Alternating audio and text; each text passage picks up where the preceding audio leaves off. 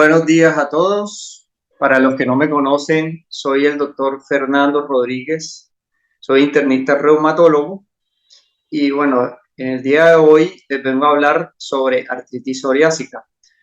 Ante todo, les quiero dar las gracias al comité organizador de Reuma Caribe, el doctor Vinicio Caballero, por invitarme a este magno evento muy interesante en el ardor de la región Caribe para tener una mirada más holística de todas estas enfermedades reumatológicas autoinmunes que vamos a ver en el día de hoy.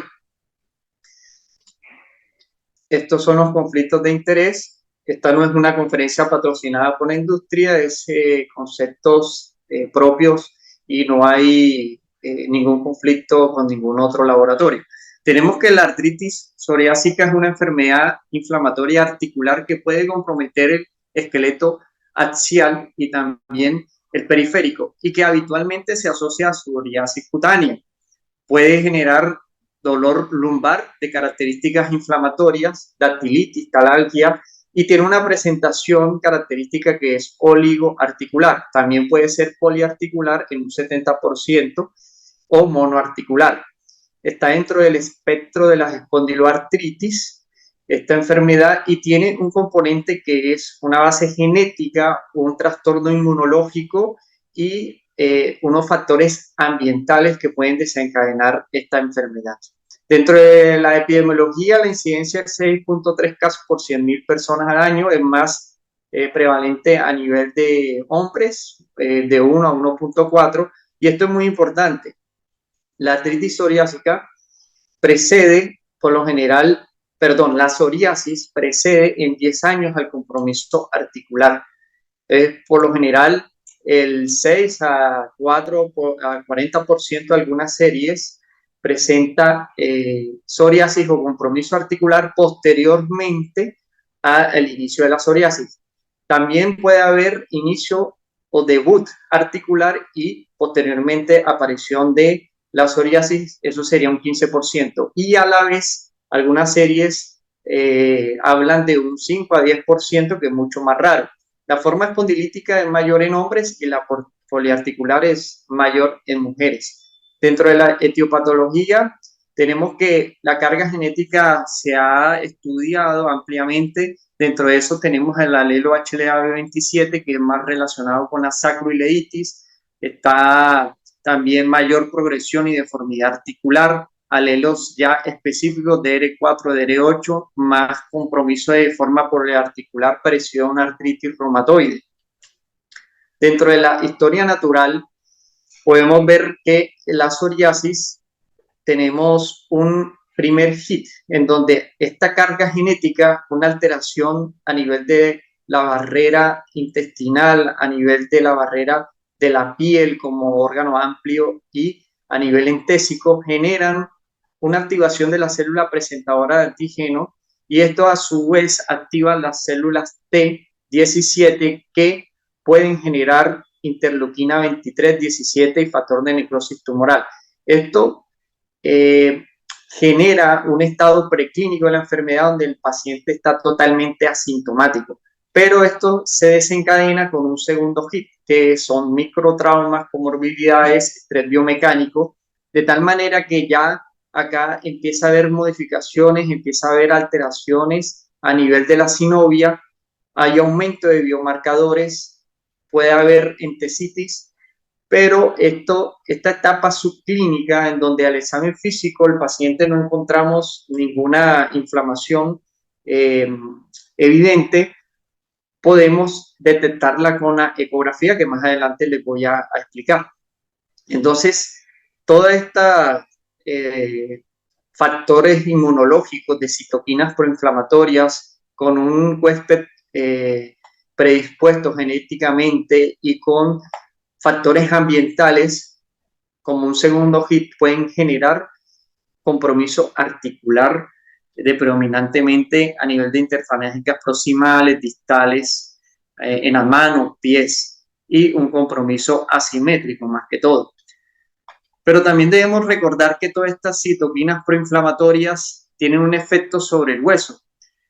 activan los cinoblastos, los fibroblastos, producen aumento de migración de macrófagos, interleuquina 12-23, interferón, generando activación de otros clastos y resorción ósea, lo que conlleva a una erosión marginal a nivel de la articulación. También genera una inflamación a nivel de la entesis y, no mucho menor, puede generar disfunción endotelial, disfunción de la angiogénesis, donde esas células presentadoras de antígenos, las células dendríticas, activan macrófagos, activan migración transendotelial y a través de los monocitos produce una neoangiogénesis y una disfunción endotelial, produciendo aumento del riesgo cardiovascular y se aumenta la mortalidad. Dentro de los factores ambientales también tenemos que eventos o enfermedades como por ejemplo el VIH produce exacerbación de la clínica cutánea, articular, infecciones, hepatitis C, microtrauma, microdaños. Y dentro de las manifestaciones clínicas tenemos que esta es la clasificación actual. El compromiso periférico puro, donde el paciente tiene artritis, dactilitis, entesitis, puede haber compromiso axial puro o compromiso mixto. Esta es la clasificación de la artritis psoriásica en la actualidad. Puede haber compromiso extraarticular, donde la mayor frecuencia es a nivel ocular, con uveitis. Está el compromiso de piel, uñas y enfermedad inflamatoria intestinal. Las manifestaciones articular clásicamente se caracteriza por un compromiso insidioso, oligoarticular, monoarticular, asimétrico, que generalmente compromete las interfalangicas proximales y distales de las manos. También puede generar dolor cervical, lumbar y característicamente puede afectar el primer dedo del pie, que es lo que llamamos la famosa podagra, que es característico de esta enfermedad, pero no es patognomónico. Esta es una clasificación antigua de 1973 de Molly Wright, que básicamente es para reseñarles que la presentación, el mayor porcentaje es de 70% es monoarticular y oligoarticular en su debut de la artritis psoriásica, mucho menos frecuente la artritis mutilante o compromiso axial puro como espondilitis o compromiso de interfalangicas distales puras. Acá vemos un compromiso clínico donde hay compromiso de interfalangicas distales, hay onicolisis a nivel del cuadro A, tenemos compromiso oligoarticular en el cuadro B, ¿ya? A nivel de interfalángicas proximales, poliarticular, tenemos incluso deformidades. En el cuadro D, la artritis mutilante, compromiso de la movilidad axial a nivel de columna lumbar. En el cuadro F tenemos un aumento del volumen, del grosor de la entesis aquiliana, y en el cuadro G podemos ver una dactilitis a nivel del tercer dedo, el famoso dedo en salchicha o el quinto dedo también.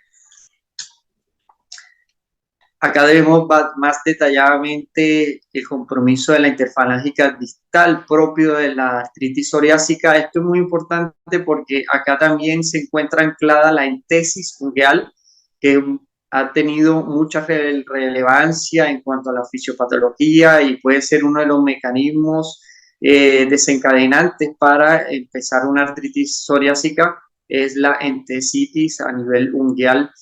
Esto es la artritis mutilante, que ya cada vez se ve menos. En cuanto a la dactilitis, en cuanto a la dactilitis, se presenta el 30-40% de los pacientes. Es una inflamación a nivel de el tendón flexor, a nivel sinovial, a nivel articular, y se caracteriza también por un aumento de edema de partes blandas.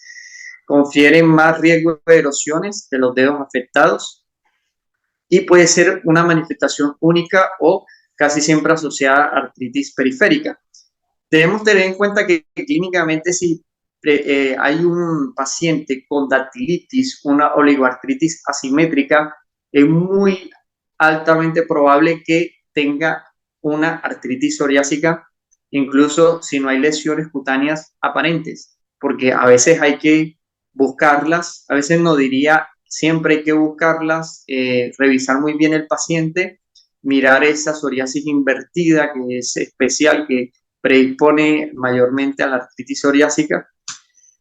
Dentro de esta dactilitis que no es patognomónica, puede aparecer también en las espondiloartritis e infecciones, en la gota también. Tenemos acá este tercer dedo del pie con compromiso articular, compromiso de flexor y edema de partes blandas. En cuanto a la entesopatía, se define como el compromiso de un tendón, ligamento, cápsula articular que se ancla el hueso. Es un rasgo distintivo de la espondiloartritis, por lo tanto de la artritis psoriásica también. Puede estar en un 30-50% de los pacientes, puede estar como manifestación inicial o algunos casos preceder también a las manifestaciones cutáneas. Con mayor frecuencia se puede ubicar a nivel del tendón aquiliano en su sección distal a nivel calcáneo, en la pata de ganso, trocánter mayor, tuberosidad isquiática, cresta ilíaca. Por lo general también puede haber entesitis a nivel costocondral.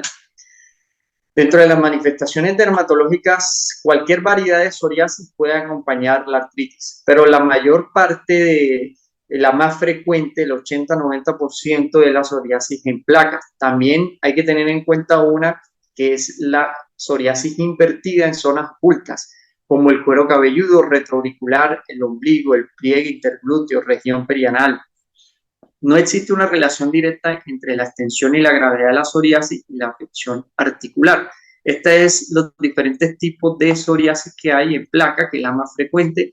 Está en gota, está eritroepidérmica, pustular. Y esta es la que les mencionaba en placa, que es donde son definidas, demarcadas, eritematosas, perladas, tamaño variable de 1 centímetro a varios centímetros, que tienen un infiltrado neutrofílico en la epidermis, aumento de la vascularización en las papilas dérmicas. Esta es la psoriasis invertida, que la tenemos que buscar en las zonas específicas, interglútea, inguinal, línea mamaria, en codo, retroauricular, más que todo a nivel perineal. La artritis psoriásica también tiene un compromiso ungueal. Tenemos compromiso de la matriz ungueal y del lecho ungueal. Dentro de la matriz ungueal tenemos el famoso pitting, que lo vemos acá, son unas hendiduras o unas compromiso punteado de la matriz ungueal, una leuconiquia, ¿tá? Las marcas acá blanquecinas horizontales, una coloniquia, tenemos hendiduras, surcos transversales de Gauss y a nivel del lecho ungueal, onicolisis, manchas en aceite, la característica de la enfermedad, hemorragia en astilla, hiperkeratosis subungueal también, bien característico de estos pacientes. Dentro de las manifestaciones extraarticulares tenemos las oculares.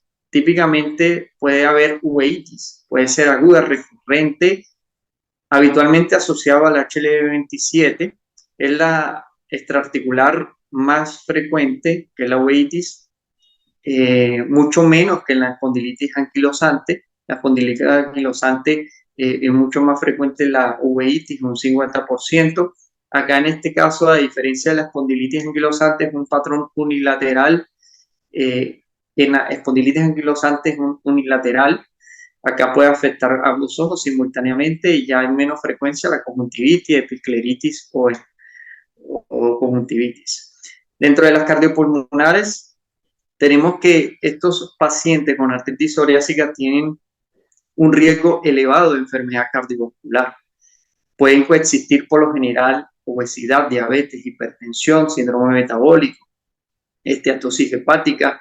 Esto hace que tenga una mayor carga a nivel del impacto cardiovascular y aumente la mortalidad en estos pacientes, de tal manera que es muy importante la educación, la nutrición, la dieta balanceada, la cesación tabáquica, la disminución, la cesación del alcohol y tener un buen estilo de vida saludable. En menos frecuencia también hay prolapso de válvula mitral, insuficiencia aórtica. Dentro de los estudios complementarios podemos pedir ante un paciente una sospecha de una artritis psoriásica PCR, BCG, que se puede correlacionar con la actividad inflamatoria, especialmente con las formas poliarticulares. Es menos probable que esté aumentada en la forma axial o la articular. También puede haber anemias, puede estar presente el factor reumatoideo positivo, alguna serie de 2 a 10% refieren,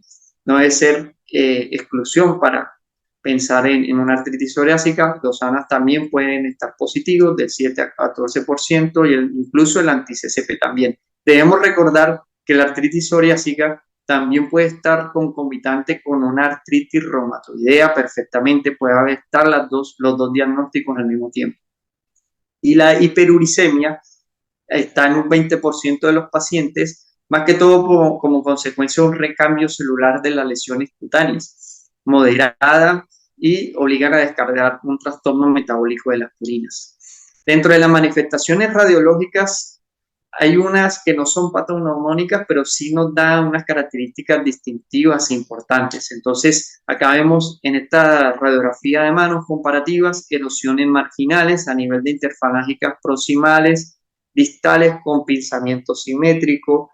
Acá vemos en este dedo, en esta falange, un ray pattern, que es un patrón en rayo donde hay un compromiso de la misma falange a nivel de metacarpo falángica, interfalángica proximal y distal característico de la enfermedad. Puede haber afinamiento distal de la falange y producir un hallazgo radiográfico stencil en CAP propio de la artritis psoriásica. Si vemos más detalladamente, tenemos estas erosiones intraarticular marginal, que son las famosas orejas o signo de oreja de ratón a nivel de las interfalángicas proximales, o un afinamiento osteólisis de la falange distal, produciendo una imagen radiográfica propia de pencil en cap. A nivel de pies también, en tesofitos, en tesis, compromiso calcáneo, compromiso de los pies, de predominio interfalángicas distales y proximales, más que todo, subluxaciones también de metacarpofalángicas. Si nos vamos a nivel del esqueleto axial, tenemos compromiso de sacroiliacos con esclerosis, puentes óseos. Esto es una sacroileitis bilateral y podemos catalogarla a grado 3 del lado derecho y grado 4 del lado izquierdo, casi fusión del lado izquierdo. Tenemos en una radiografía cervical sindemófitos gruesos a nivel de esta placa. Entesitis a nivel del occipucio, también es un signo. Tenemos estos sindemófitos gruesos paramarginales de las vértebras lumbares. Estos sindemófitos de la artritis psoriásica son característicamente más gruesos que la espondilitis anquilosante y son asimétricos, como vemos acá del lado izquierdo y del lado derecho no hay. Rectificación también de la lordosis. Acá vemos otra imagen a nivel de sindemófito. Los sindemófitos es una calcificación del anillo del disco, el anillo fibroso externo del disco, que se une entre vértebra y vértebra. Tenemos acá otros, puede haber vértebras cuadradas. Acá tenemos otro sindemófito grueso, asimétrico, del lado derecho, del lado izquierdo no se ve, y acá vemos las sacroiliacas totalmente fusionadas, es una sacroileitis grado 4. Dentro de la resonancia magnética, más que todo nos permite de manera muy sensible detectar sacroileitis, incluso cuando en la radiografía convencional de sacroiliacas no encontramos nada o es muy sospechosa. Entonces, podemos ver alteraciones agudas, característicamente con osteoitis o edema óseo.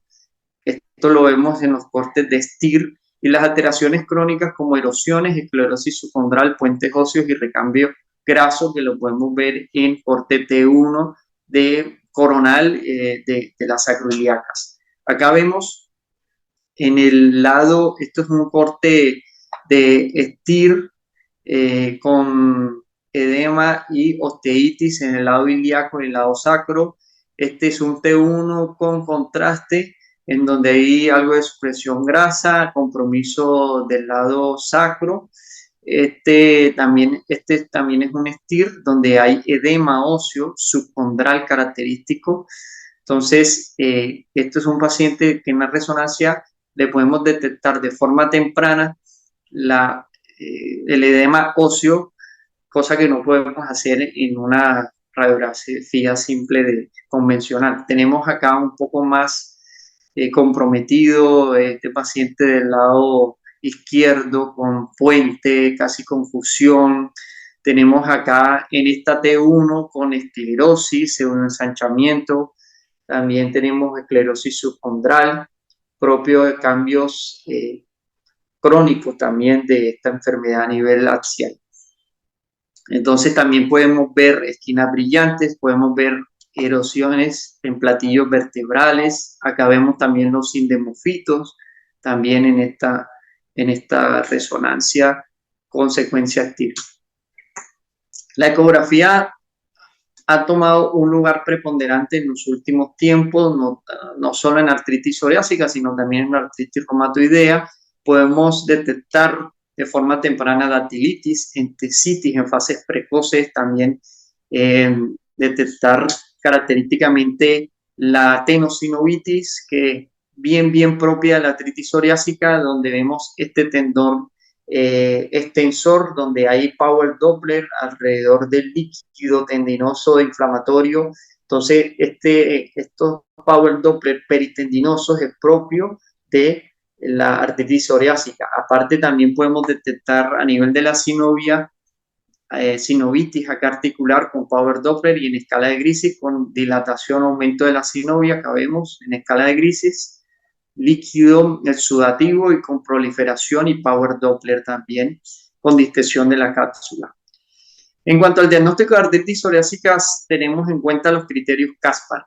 ¿En qué consiste? Estos criterios se aplican cuando un paciente presenta sinovitis clínica periférica, dolor lumbar inflamatorio o entesis. Si tiene alguno de estos, puede entrar a ser aplicado por estos criterios Caspar.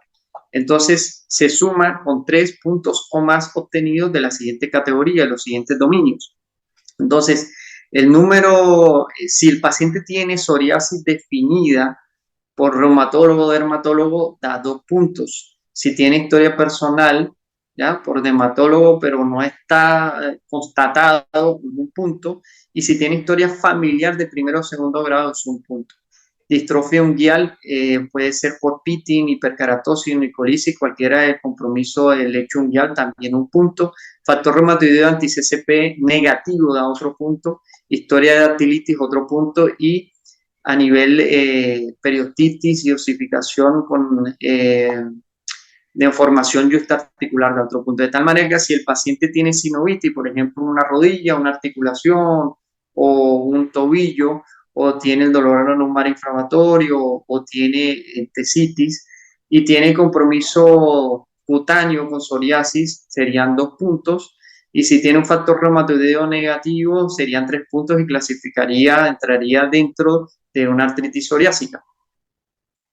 Dentro de los diagnósticos diferenciales, tenemos que la artritis psoriásica, por lo general, es más asimétrica en cuanto a la sacroileitis que la espondilitis anquilosante. Los sintomofitos son más asimétricos, gruesos, como los había dicho, más afección cervical y menor lumbar y menor prevalencia de HbA27 positivo. Esto en cuanto a comparándolo con la artritis psoriásica versus espondilitis anquilosante. A veces es difícil distinción entre las artritis psoriásica y las artritis reactivas o las asociadas a enfermedad inflamatoria intestinal, y esto lo podemos discernir de acuerdo a si hay lesiones cutáneas, queratodermia, si hay antecedente de uretritis, infecciones, ya uno se iría por una artritis reactiva, o si hay diarrea, colitis ulcerativa para una enfermedad inflamatoria intestinal. También debemos tener diagnóstico diferencial en las monoartritis que no sean sépticas o que sean de origen cristalino, utilizando artrocentesis y estudio del líquido sinovial.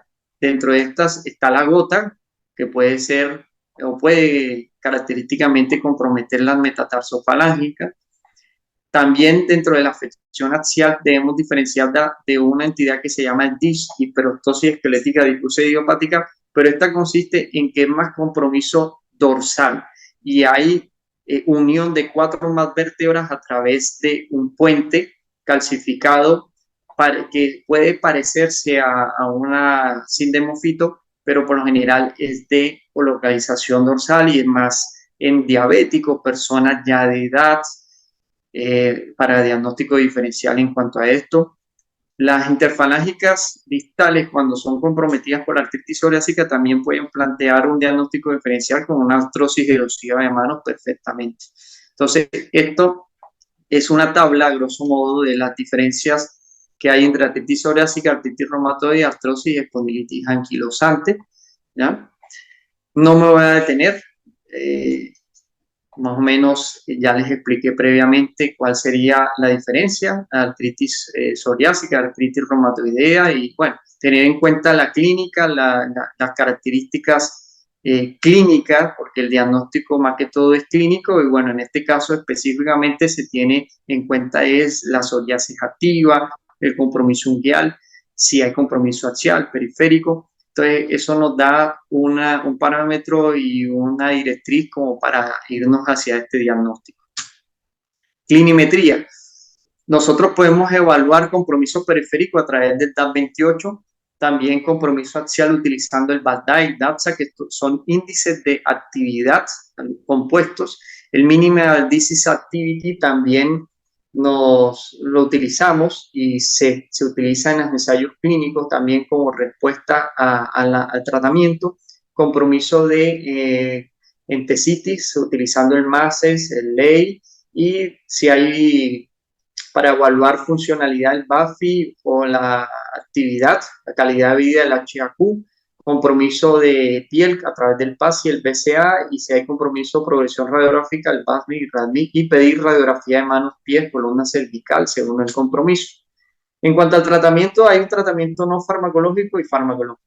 El tratamiento no farmacológico está supeditado a ejercicio, actividad física es importante, fisioterapia, ejercicios de extensión, fortalecimiento, terapia ocupacional, manejo de ortesis si hay deformidades. La reducción de peso es importante, hay que mandarlos al nutricionista a estos pacientes. Procurar estimulación a dieta, actividad de vida y estilo de vida saludable, educación del paciente, explicarle la enfermedad, explicarle cómo es el tratamiento, cómo es la dosificación, los efectos secundarios de la dosificación para que tenga en cuenta eso y explicarle directamente que hay, que si no se cuida y que si hay algunas desórdenes alimenticios, si no baja de peso, si no se erradica la obesidad, si no se erradica el tabaquismo, el alcoholismo, todo eso aumenta el riesgo cardiovascular y, bueno, la mortalidad. Dentro de las guías de tratamiento tenemos esta última guía de la Asociación Colombiana de Reumatología, en la guía práctica del 2021, tenemos la CR 2018, el Colegio Americano de Reumatología, la del EULAR, Liga de Reumatismo Europeo, contra el reumatismo europeo del 2019 y la GRAPA del 2021. Les voy a explicar un resumen de estas guías. Este es el tratamiento farmacológico. Dentro de la guía 2021, por la doctora Saldarriaga, el doctor Wilson Bautista, recomendaron que en los pacientes con espondiloartritis periférica sugiere usar el metrotexato y la sulfasalacina como primera línea de tratamiento y en forma condicional inyección local de glucocorticoides. En pacientes que fallan a DIMAR convencional se indica iniciar un anti-TNF o una interleuquina 17. En este caso los pone al mismo nivel. Antes uno tendía a iniciar con un anti-TNF nada más, pero acá, de acuerdo también al perfil de seguridad, puede uno iniciar con la interleuquina 17A o también con un anti-TNF. Ante falla de primera línea con biológico, se puede utilizar otro biológico, puede ser otro anti-TNF, otro interleuquina 17 o un inhibidor anti-JAK. También en enfermedad inflamatoria intestinal asociada se recomienda DIMARS convencional, por lo general sulfasalacina. Se recomienda el uso de anti-TNF sobre una interleuquina 17 o el 12-23, y ya sería una segunda línea de tratamiento. En pacientes con artritis psoriásica también se utiliza el combinado de metrotexato con biológico para hacer optimización de dosis y se recomienda para la actividad de la enfermedad el uso de índice de DAPSA, índice de actividad y el MDA para el seguimiento de pacientes. En cuanto al Colegio Americano de Reumatología en el 2018, acá pues hay un tratamiento no farmacológico que ya se los expliqué, sintomático con antiinflamatorios no esteroideos, corticoides. Acá ponen al mismo nivel todos los DIMAR convencionales, o sea, uno puede utilizar, o sea, metrotexato, sulfasalacina, leflunomida, incluso la Premilas. Y están los 5 anti-TNF aprobados para la artritis psoriásica. Está el 1223, que es el ustekinumab.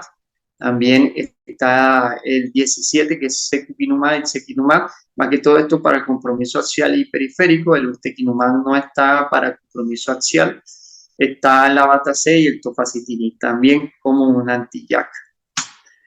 El EULAR 2019, acá hay varias fases. Prácticamente para el compromiso poliarticular, monooligoarticular, y también para el entecítico axial se utilizan los antiinflamatorios no esteroideos y los glucocorticoides en inyección local, más que todo. Oral, tomado por ahí para el poliarticular y monoarticular. Entonces tenemos 6 factores de peor pronóstico, mal pronóstico. Si hay de mal pronóstico, entonces se hace, agrega el metrotexato, leflunomida, la sulfasalacina en el caso de polio monoarticular. Si en el caso de gentesis o compromiso axial, directamente pasa del antiinflamatorio, pasa al biológico, que puede ser un anti-TNF o una interleuquina 17. En el caso de compromiso poliarticular, si hay falla al DIMAR convencional, se pasa al anti-TNF, puede ser la interleuquina 17 o un anti-JAK. Y si sigue siendo o habiendo falla a los 3 o 6 meses, se switchea a otro DIMAR biológico, se puede utilizar un anti-JAK, una fosfodiesterasa 4, que es el Apremilast, igual que cuando hay compromiso axial. Y en el grupo GRAPPA, pues lo dividen por dominios. En comparación respecto al 2015, acá agregan condiciones asociadas, comorbilidad, como weitis, específicamente enfermedades inflamatorias intestinales, como otros dominios. Entonces acá vemos a un dominio articular periférico, un axial, un entecítico, una dactilitis, de psoriasis, compromiso mundial, intestinal y weitis. Entonces tenemos que en esto se utilizan antiinflamatorios, no esteroideos, acá vemos, en el de psoriasis y compromiso fungal, tópico o incluso fototerapia.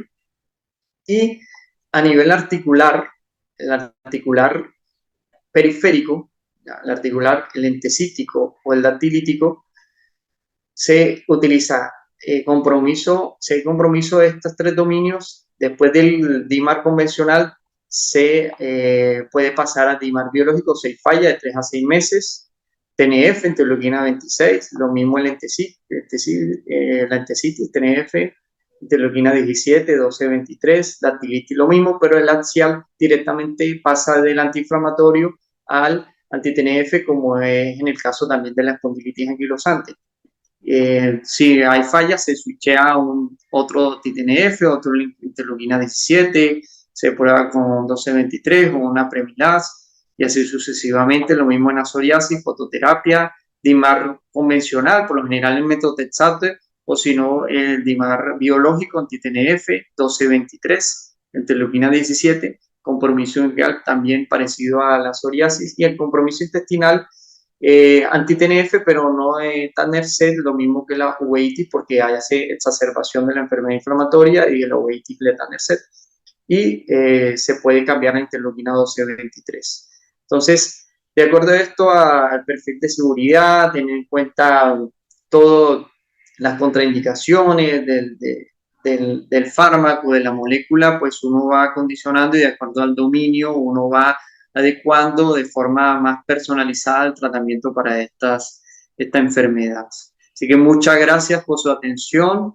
Estos son mis redes sociales para que la quiera anotar: Instagram, Facebook, mi email y bueno, consultorio.